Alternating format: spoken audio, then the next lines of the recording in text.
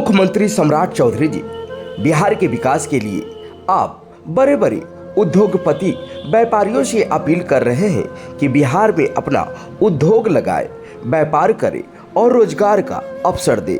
सरकार आपके साथ है, अच्छी पहल है। बिहार के विकास में हम सभी एकजुट बने और अग्रसर रहें।